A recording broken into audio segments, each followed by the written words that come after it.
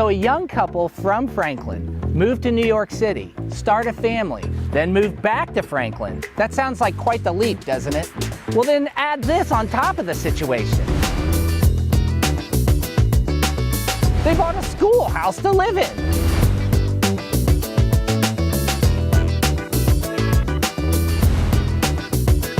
How did the idea of a schoolhouse to live in come about?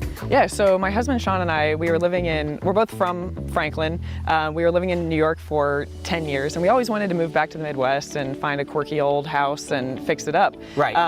When our son was born, I said to my husband, I was like, remember that school over out by the horse park? And we couldn't find it anywhere on the internet and kind of just gave up. And then August 2021, the realtor that we had talked to, who's our friend, sent me an email and said, "Don't judge me." He thought that the school was too weird to send to me, but I stood up and I freaked out. I started sweating. I called my mom and I was like, "Mom, that school, it's for sale." And so we bought it without even seeing it. My parents came and saw it, and then we've been fixing it up for the last 2 years. Yeah. You knew about this growing up. Did you was it haunted or was it? I always just thought it was really cool. So driving by as a little kid, I would be looking out the window, being like, I wonder what it looks like inside there. And so I always just thought it was really interesting, and I thought it was really pretty. And so you're from Franklin, you moved to New York City, stay there, come back to Franklin, buy a schoolhouse. How many people think you're crazy? I mean, I think a lot of people think we're crazy. Our friends in New York, were actually yeah, no, they know how crazy we are. So they're like, this seems like this is something right up they your would alley. do. Yeah. Okay. My parents have experience in real estate, and my dad came and looked at the school, and he was like, "Hey, I think we can figure out how to do this. I think it's in good shape." So I was like, "Okay, let's do it. Here's all my money."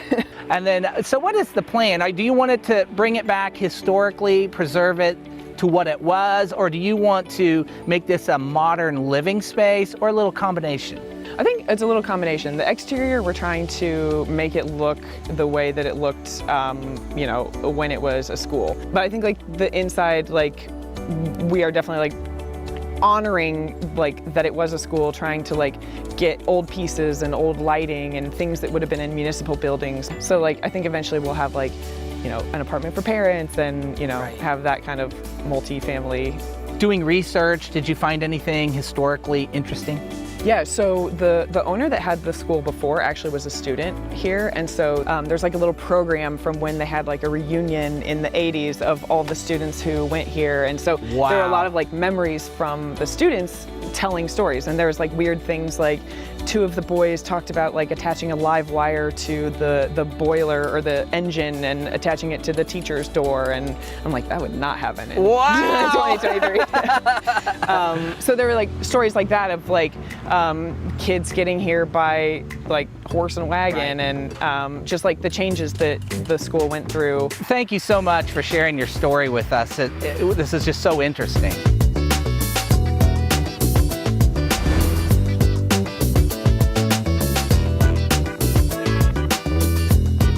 So you can follow along the progress of Stacy, Sean, and the kids by clicking on their website at schoolhousehomestead.com. For Great Day TV, I'm Barney Wood.